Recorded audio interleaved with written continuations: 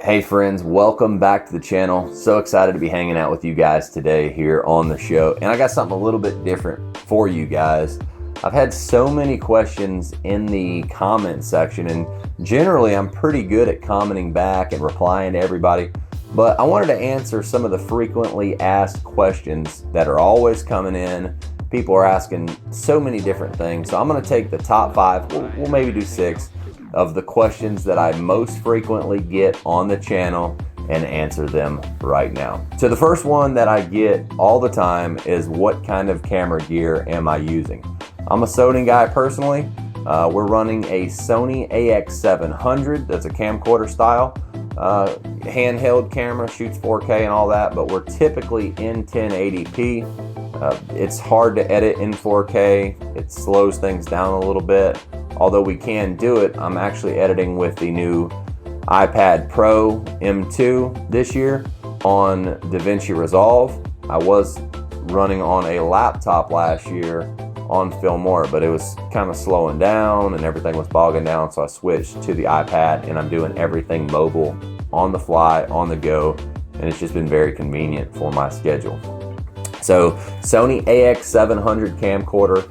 The Sony A6300 that we had got knocked off.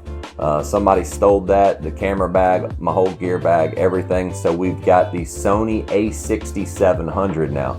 That's what I'm actually shooting on right now. And I've got it paired up with the Hollyland, I think it's the Lark Max lavalier mics, which is really cool. We've got a dual mic system here. And I am able to take these, and they'll run about 300 meters from the control box. So there's so much chaos that goes on at the boat ramp, so many marriages that are close to being ended, and just the arguments, the chitter chatter, and all the bickering back and forth. A lot of people are like, what'd that guy say? Well, we're about to find out. We are going to be miking up the docks this year, and I'm really looking forward to that. Another thing that we're shooting with is the DJI, the Mini 4 Pro, whatever it is. It's a sick drone, shoots in 4K, has all kinds of different features. It has collision control on it, which on my old drone I didn't have that. I did crash it in Hawaii a few months ago trying to fly through a hotel window. So yeah, my window, but that was just not good. So I went out, purchased the Mini 4 Pro, and I love the drone, and I hope you guys are loving that content as well. All right, next question that I always get is, what inspired the channel to film this kind of content? And I'll tell you guys a little bit about my past and my history, but I'll make it real quick if I can. So me and my wife, we used to lay in bed all the time and watch boat ramp fails. That's just what we like to do. We're laughing at people, and it's just a good time. And I also want to throw out that when I'm out there and I'm shooting, please don't be offended. Like, this is all in good fun. I'm not making fun of you personally. I'm making fun of the situation. A lot of times that there's, alcohol involved, something ain't gonna go as planned. And then you throw a boat into the mix, high performance engines on the water, extremely dangerous. So a lot of times I'm making fun of the situation and not you. So just bear with us. We're all in it for the fun, and if you don't like being on the channel, like, it is what it is. Some people, they just make a straight up donkey out of themselves, and I have no help but to put you on the channel. Like, I have to. That's what I do. I've got to put you on there if you're acting crazy. But if you're respectful, like I've had women come up before, they come up and say, hey, would you please not put me on there? I'm self-conscious about myself, and I just, please. And I'm like, no problem. I want to be everybody's friend out there. I'll help you at the dock if I can, after I get you on film. Yeah, we're just in it to have a little bit of fun. That's one thing that I noticed down in Miami. And of course, that's like the spotlight capital. Like, everybody's shooting a TikTok, everybody's shooting a music video. Like, you'll be walking down the road downtown and some dude's jumping on the hood of his Lambo and they're shooting a rap video, and I'm like, oh my. So like, people are used to the cameras down there, and then up here on the Gulf Coast, it's a little bit more urban, and like, people are a little bit more reserved, and like, people aren't out like flaunting their wealth and their body that they work so hard for. And so some people, they see the cameras and they're like, weirdo. So don't look at it like that. Wave at me if you see me. Throw me the deuces. Say hello. Big Dan! I hear it all, and I appreciate it all. It just lets me know that you guys support the channel, you love the content that I'm putting out, and that we're doing good things growing here on the channel.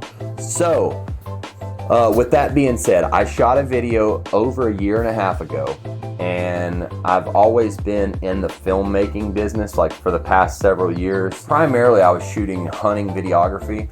I've traveled all over the US, and I've filmed for several different shows that have been on the Outdoor Channel and the Sportsman Channel and things like that. And we've put out some great content over the years.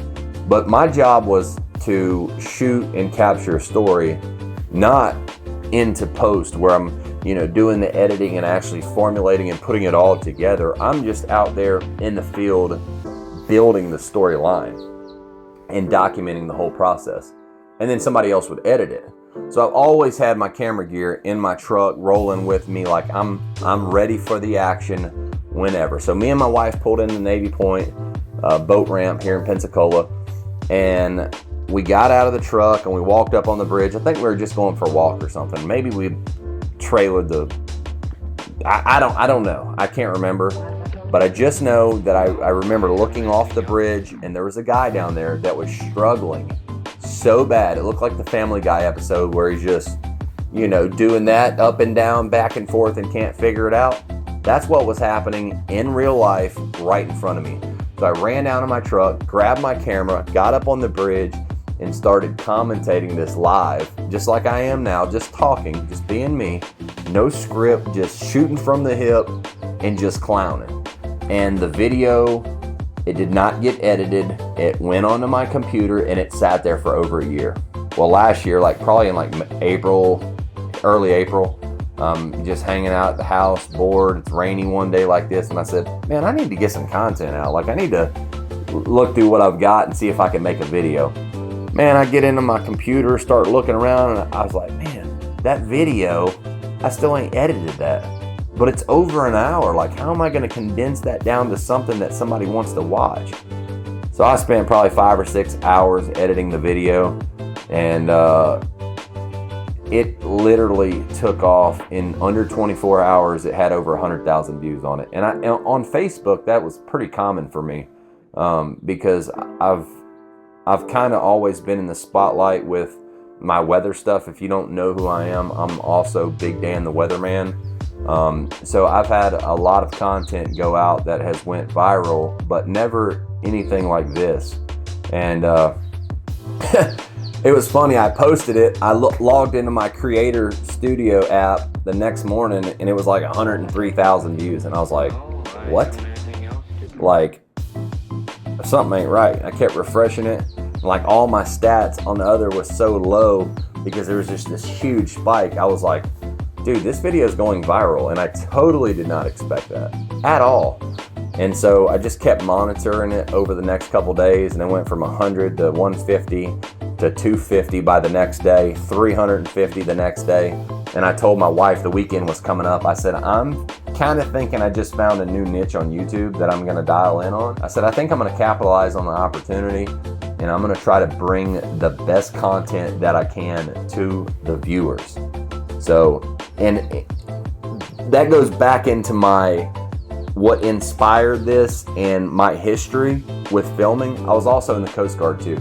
I spent 8 years in the Coast Guard, so if you hear me critiquing something or talking like I know everything, it's because I did it professionally for so long that it's kind of it's in me. That's who I am. I'm a boater, So yeah, that's pretty much how the whole thing happened. And so last May I started posting, and I went back the next week. That video that I shot had over 100,000 views in just a couple days, and the next one had over 100,000. And for a while, I was getting 200,000 and 300,000 views a day, condensed between these different videos. And so I was like, dude, this is it. I'm already monetized. The people are loving the content. I'm producing high quality value. People are learning stuff. People are laughing, and it's just a good time.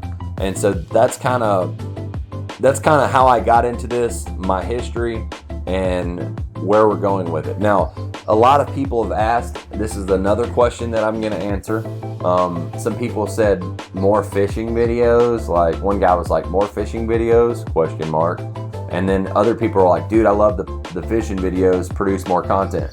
As long as it's in line with the content that I'm producing, like if I'm producing boating content and boat ramp fails and fishing, that kind of goes with the same niche and to that same community of followers. I don't want to get too far off of the niche, so I'm not going to be posting, you know, reviews on Milwaukee drills. Like, I'm not doing that. Like, my channel was so all over the place before when I got monetized, and I had several videos that went viral for, like, you know, building a shop and wiring up some electricity, and just like the regular average old guy that needs to learn how to do something, I'm kind of helping them figure out how to do it. But now that I'm so dialed into this niche, and a lot of my followers are either in the boating community, or they just pure out like the entertainment and the water and the funniness that I can provide, I got to stay true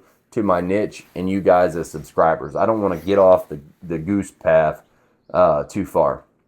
But we will be posting some fishing content. I know a lot of you guys do like that. So drop a comment below. I'd love to know what you guys want. What do you guys want to see more or less of? Is it more drone footage?